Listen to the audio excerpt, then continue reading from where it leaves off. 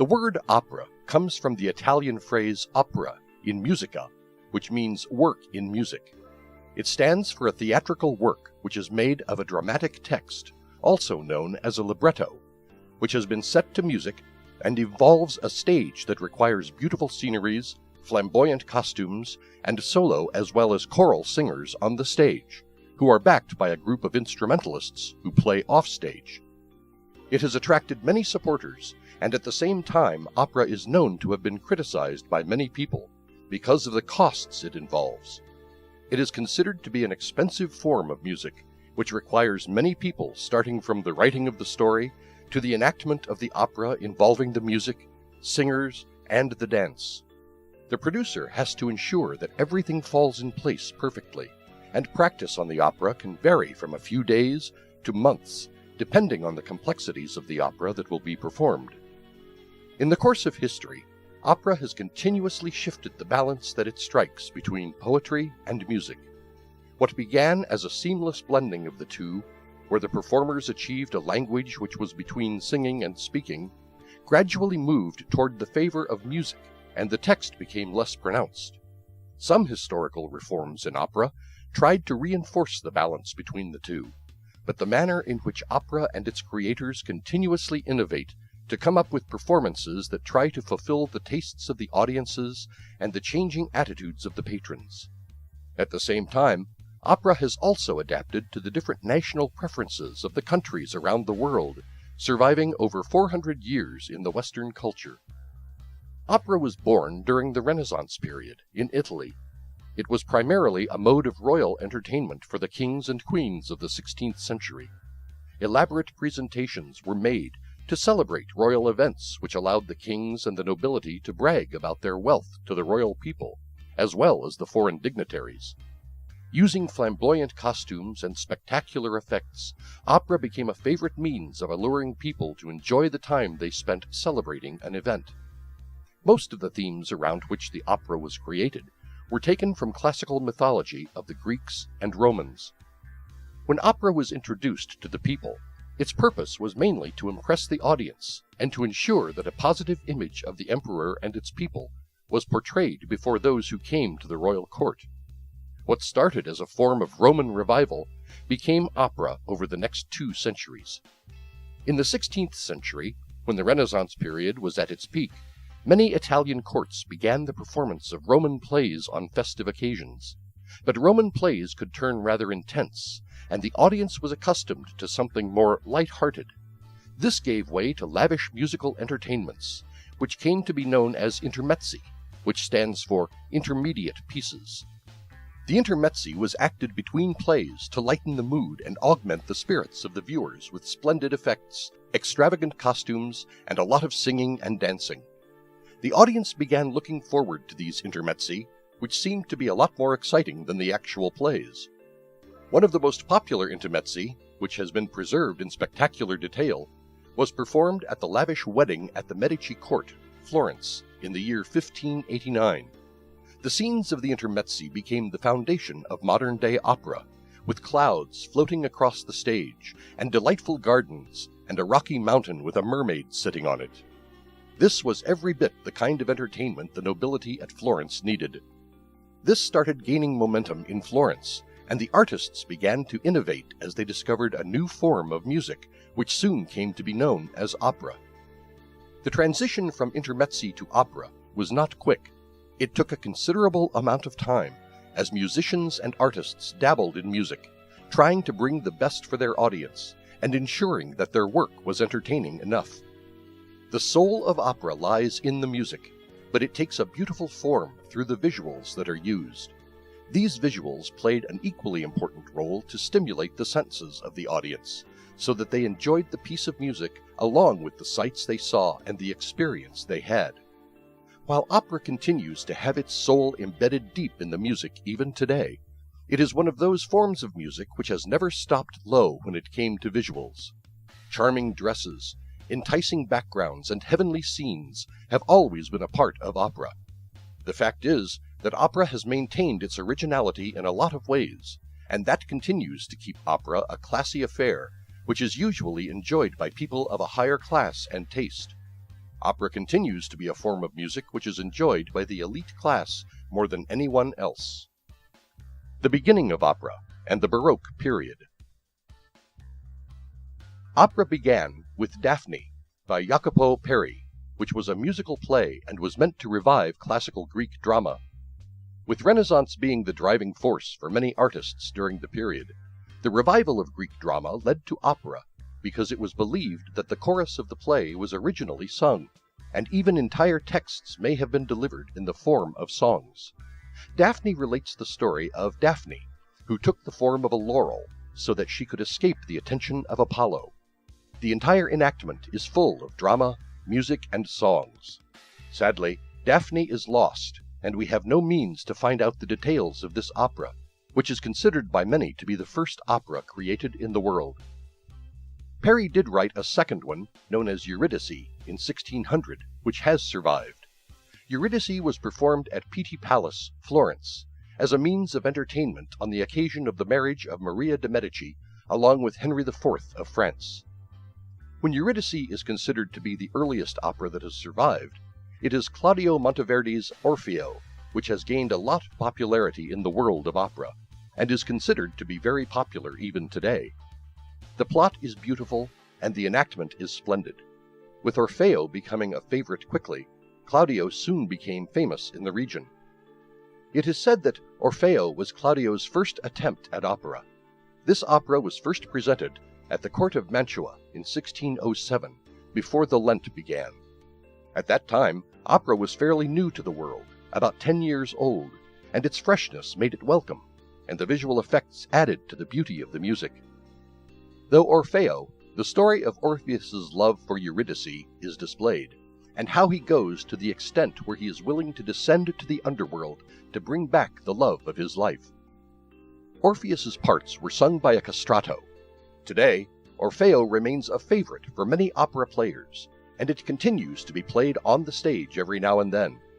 The astounding effect it has on the viewers makes opera singers choose it for the stage time and again. After the death of the Duke of Mantua, Monteverdi became Master of Music for the Venetian Republic. As Master of Music, Monteverdi primarily composed sacred music, which was used in the recitals and performances at St. Mark's. His popularity in Europe is mainly owed to these compositions, which quickly spread through the continent. The citizens of Venice found no reason to restrict the beautiful music performances to the aristocratic classes only. This led to the opening of the first public opera house in Venice in the year 1637. It was named Teatro San Cassiano. Monteverdi had turned 70 by this time, but his love for music, especially opera, had never died. With an opera house in the city, he began working on new opera pieces. The two that survive from this period are considered as masterpieces in the form till this day. The first one is named Il ritorno di Ulisse in patria, which means the return of Ulysses to his country. This piece was premiered in Teatro San Cassiano in the year 1641. By this time, a second public opera house made its appearance in the city. It was grander than the first one, and it was named Teatro Santi Giovanni e Paolo. In this opera house, Monteverdi's second piece, known as L'Incoronazione di Poppea, was premiered in 1642. Monteverdi is known to have turned the manner in which people listened to vocal music. Certain accounts mention that people even cried at some of the operatic performances which were created by him. Venice is considered to be the place from where opera's fame spread to the world. The people of Venice considered it to be a great form of music, and opera was brought to public notice by the many opera houses in Venice. It is known that Venice had 7 opera houses in the 17th century, a time when opera was at its most nascent stages and required a platform to launch itself. One of Monteverdi's pupils, Francesco Cavalli, gained a lot of popularity as an opera composer during his era. He created over 24 operas between 1639 and 1669, and his compositions became famous in the Venetian opera houses. One of his most renowned works, Inglacione, which translates to Jason, which was composed in 1649. Cavalli's most notable competitor was Pietro Antonio Sesti, who also composed over a dozen operas, out of which Orontia, 1656, is the most popular one. The Baroque period lasted from 1600 to 1750. During this period, many other composers began to rise once opera gained popularity. Other composers who are known for their compositions are Antonio Sartorio, Giovanni Lorenzi, and Antonio Vivaldi, who was popular in the early 18th century. Vivaldi has 49 compositions to his credit, but most of his work is lost. One opera was popular enough, and many composers began creating operas. The publications of opera ceased, and the patronage extended by the aristocracy ceased to exist. Most of the opera lasted for just one season, and they were quickly replaced with new operas created by composers. These operas were short-lived, and this is why most of them have been lost. Recover and revival of these opera work gained pace in the late 20th century, and some of the operas, especially the works of Cavalli, were found at this time. The Venetian operas became an extravagant affair where the composers focused more on the solo arias and the duets than the choral singers. This was contrary to the Florentine opera style. In addition to this, the number of arias increased from 24 to 60, and the Venetian opera gained its own distinctive persona as opera developed in the Baroque period. Other Italian cities quickly took to opera too, especially Rome, where there were many wealthy patrons who were willing to sponsor the composers. Some of the most popular Roman composers were Stefano Landi, Domenico Mazziocchi, and Luigi Rossi. The Roman composers were strongly influenced by the Florentine opera styles, but they gradually diverged from the style as they experimented with the arias and recitatifs, striving to strike a better balance. Like the Venetians, the Romans added comic acts to tragedies to lighten the opera. They chose to make the recitatifs less musical and more speech-like. The Romans did not allow women to sing on the stage, so female roles were taken up by the castrati. Opera was also popular in Naples, where the first opera house of the city, Teatro San Bartolomeo, came up in the mid-17th century. By 1700, Naples had become Venice's competitor in opera compositions. Most of the opera compositions in Naples was popular because of Alessandro Scarlatti, who wrote 66 operas, out of which 32 were for Teatro San Bartolomeo. His works flourished between 1684 and 1702. The War of the Spanish Succession made him leave Naples and return to Rome. His best work is La Cadua de Decemviri, which means The Fall of the Decemvirs. Scarlatti continued to compose operas for Rome, Naples, and Florence before his return to Naples in the year 1709. However, by this time, his style was fading, as budding composers rendered refreshing changes to opera styles. By 1730, Italian opera started gaining popularity in over 130 cities and towns across Europe. Opera was brought to France as early as 1650, but it was not able to establish a stronghold in the country because of the dominance of ballet performances in France. People preferred ballet and spoken drama over opera during the period. In 1671, Pomone, by Robert Cambert, is known to be the first French opera which led to the inauguration of the Académie Royale de Musique, which is now known as the Paris Opera. Most of Pomone is lost, and only the overture, prologue, first act, and part of the second act are available today. Under the royal patronage of Louis XIV, Jean-Baptiste Lully changed opera through his compositions. He was able to exercise monopoly when it came to the production of sung drama in France from the year 1672. Till his death in 1687, Lully's work pervaded the country's music tastes. His elaborate creations, along with the literary geniuses who collaborated with him, ensured that Lully's popularity did not decline until the time he was alive. Just like ballet made it difficult for opera to make its presence felt in France, masque portrayed a problem for opera in England. Another thing that inhibited the popularity of opera in England was the financial weak state of the monarchs who were caught in civil wars in the mid-17th century. Henry Purcell is known to have created one of the most lasting impressions in English opera through his compositions. But there were no successors to his work, and the development of a fully sung opera in England did not happen until the late 19th century. Opera was able to get recognition to a certain extent with the arrival of German composer George Frederick Handel in 1710. His company obstinately dedicated themselves to opera, giving the form a better direction in the country. Some of his popular works are Giulio Cesare, Rosalinda, and Orlando. Handel assembled some of the most famous sopranos and castrati in his company, so that he can create a sensation among the audiences. But tastes were changing, and people began to move away from his style of opera, which created an economic problem for Handel. The composer took to the creation of oratorios, which were set to biblical texts in English. These were found to be appealing for the Protestants, and opera soon became a thing of the past for Handel. His works were later revived in 1920s, and toward the end of the 20th century, these compositions became the most popular ones in English opera.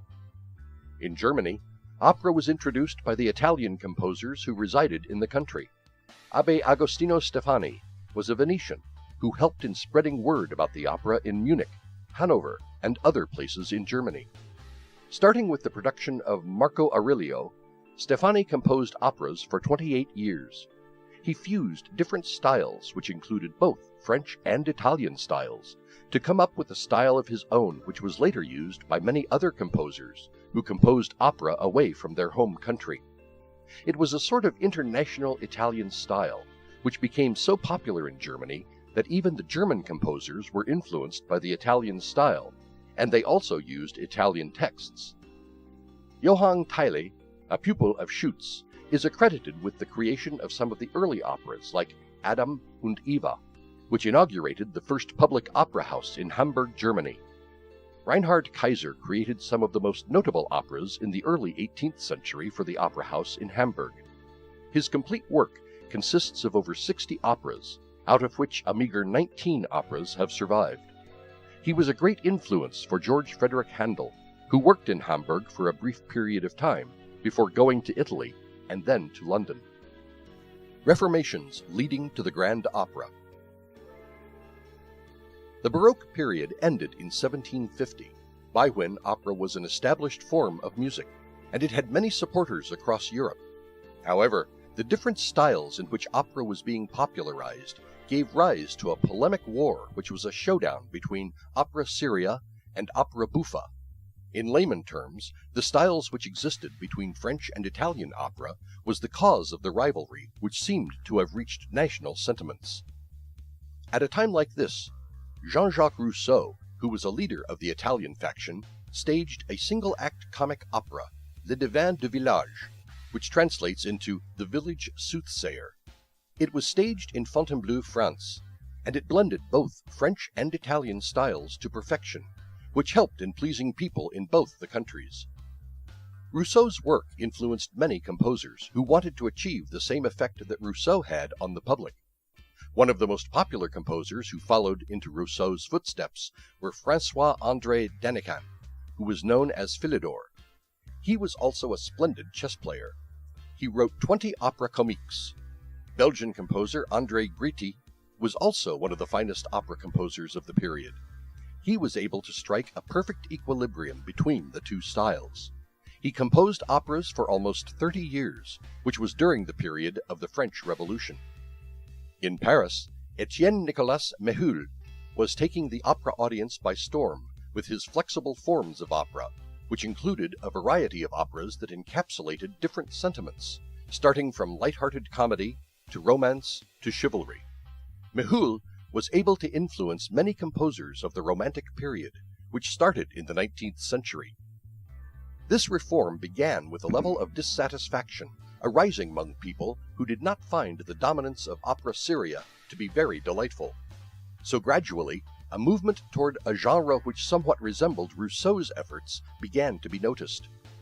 Thomas Treta and Niccolò Jommelli are two composers who began using a technique which is referred to as recitativo accompagnato, which means the recitatives are accompanied by the orchestra. They also promoted the use of ensembles and choruses, which had diminished in purpose in opera seria.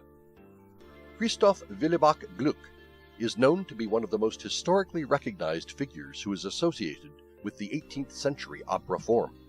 He had a lot of composers who claimed that they were his legitimate successors, and some very important opera composers were influenced by his works and used his compositions for inspiration. Gluck's compositions were a synthesis of the French and Italian styles of opera.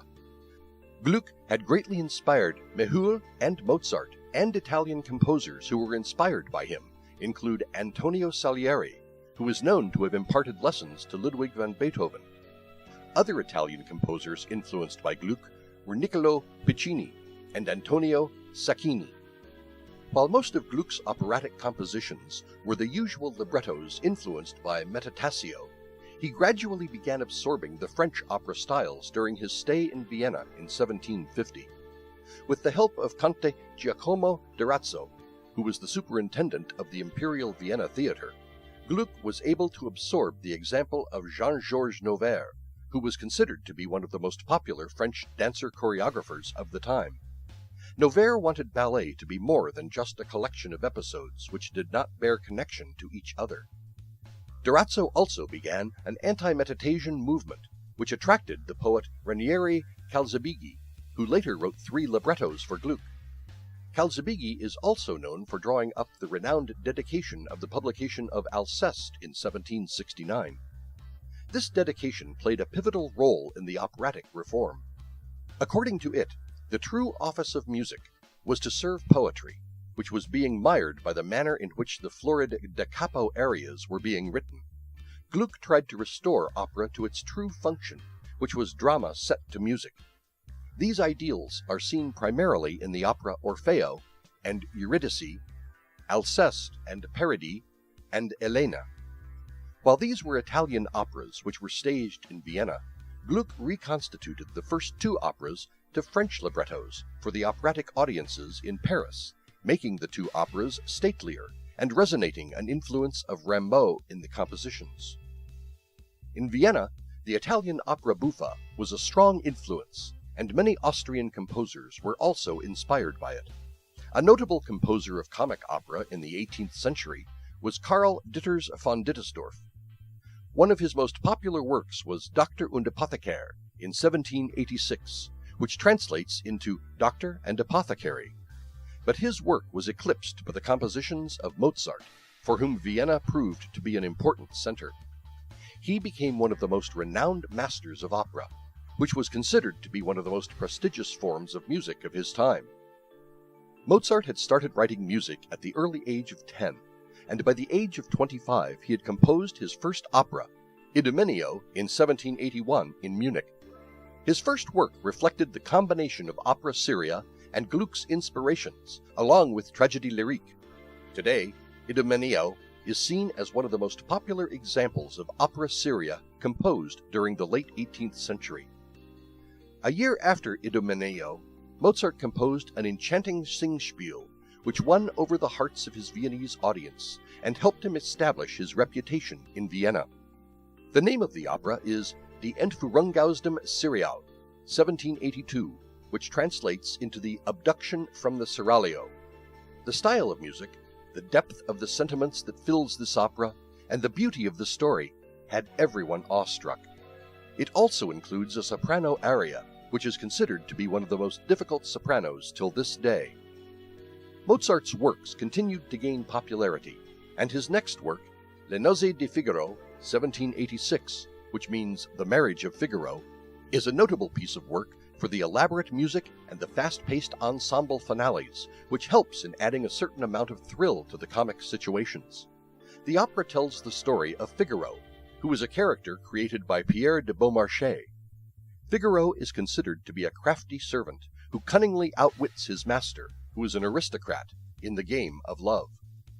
His next opera was commissioned by an impresario. It was for the National Theatre in Prague. Mozart's Don Giovanni was based on previous works of Don Juan librettos and plays by other writers. Today, Don Giovanni is one of the most highly regarded operas. The elements of music that define this opera were noticed as the predecessors of operatic romanticism, and the protagonist of the opera was considered to be a model of the romantic hero. Mozart had collaborated with Da Ponte, to create the opera seria for Don Giovanni, and the results were simply outstanding. For a last time, the two worked together on an opera buffa, Così fan tutti, 1790.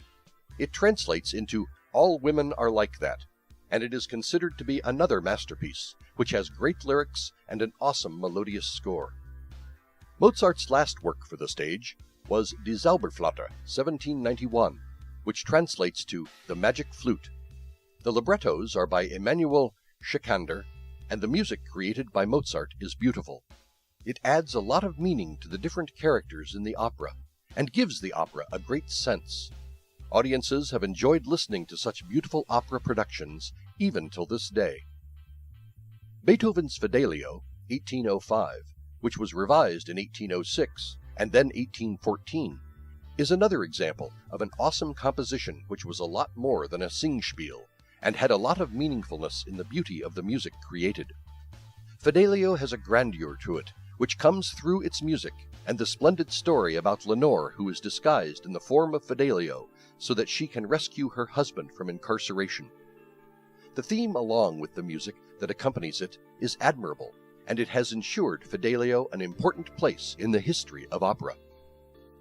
In Italy during the first half of the 19th century, some popular composers were Simon Mayr, Giacomo Rossini, Gaetano Donizetti, and Bellini. All of them had different styles, but they all played their part in inculcating the love of opera among the audiences in Italy, where opera was born. Their varied styles and the numerous compositions made them popular, and they had some masterworks to their credit too, which are considered great till the present day. Grand opera and contemporary works. In Paris, the 19th century introduced the grand opera, which was an international form of opera. It involved the use of historical or pseudo-historical librettos, along with scenic backgrounds, gorgeous costumes, ballets, many supernumeraries. The grand opera was very similar to a Hollywood movie, with all elements of a blockbuster film. The grand opera had somehow found its roots in the original Venetian operas, which were meant for the royal courts. They involved a lot of flamboyance, and had a huge amount of money spent on the backgrounds and the costumes. It also seemed to have been influenced by the stately scores of revered opera composers like Rameau and Gluck. While the beginning of this trend was in Paris, the opera writers who began this were Italian expats. The two Italian expats were Luigi Cherubini and Gaspare Spottini. While they may be known for starting the grand opera, the person who was seen as the leader of the grand opera in Paris was a German composer by the name of Giacomo Meyerbeer. Meyerbeer's work, Robert le Diable, 1831, which means Robert the Devil, became a huge success, and by the year 1893 it had already been sung 751 times at the Paris Opera. The main author of this worked for many other composers, writing librettos for many of them at the same time. Meyerbeer's success in the grand opera led to other composers copying his style. La Juive, 1835, by Fromenthal Halévy, is known to be a close copy of his style, and could almost be mistaken for Meyerbeer's work. With grand opera gaining success, composers quickly began to copy the styles, and variations started cropping up, with more composers trying to sway the audiences to win their hearts through their unique compositions of music. The grand opera had become one of the most effective styles in the early 19th century for the composers in France. While most of the composers were expatriates, the music that was being created in France was outstanding, and the people began to appreciate opera even more as they began to enjoy the grandeur of this form of music. Beautiful voices, elegant costumes, and admirable music blended perfectly into each other, forming an art which was more than a simple means of entertainment. It was a joy to behold such operatic performances, and the composers took motivation in the fulfillment of such joys. Romanticism started in Germany with 3 operas, which were created between the years 1821 and 1826. These works were composed by Karl Maria von Weber. The first one was Der Freischütz, 1821, which established the Romantic era where the writers enjoyed creating works which were around the themes of dark forests, hunting horns, supernatural forces, and love. The popularity of Romanticism was overwhelming in Germany, and in all other countries too. The two other operas, Euryanthe and Oberon, were not as successful as the first one, but they helped in furthering the Romantic operas in Germany. Romantic opera dominated the stages for a notable period of time, and it stayed until the First World War.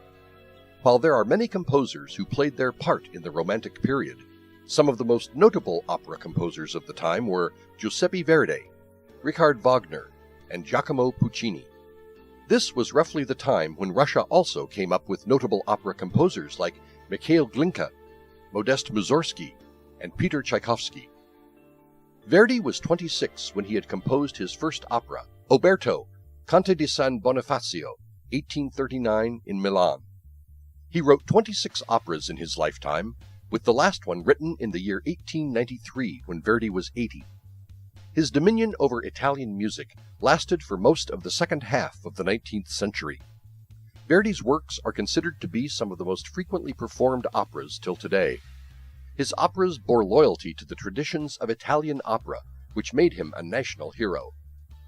Wagner, on the other hand, found opera to be a form of human drama which was focused on voice. He wrote the music and the librettos for his works, and he gave instructions for setting up the stage and the scenic design too. He started his operatic career with Das Liebesverbot, The Ban on Love, which was performed in Magdeburg in 1836. Some of the operas he created had librettos which were inspired by his own love affairs in real life. He continued to compose some of the most amazing operas in history, with his last one being Parsifal, 1882. By the 20th century, opera had become popular in many countries apart from Europe. The contemporary works of the opera composers were influencing many people, but a lot of opera that was being performed were the ones that were written in the last 300 years, and not those that were being written more recently. Not that new operas were not being created at all, but the previous works of the composers were used more often for the performances. At this time, opera has reached a new level. It continues to be a sophisticated form of music, which is followed by a limited number of composers, and even the audience for opera remains limited.